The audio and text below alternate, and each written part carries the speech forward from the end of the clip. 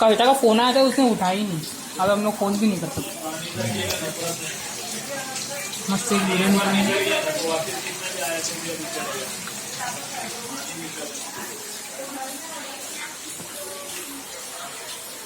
इधर आ रहा है क्या पानी? हाँ ना, क्या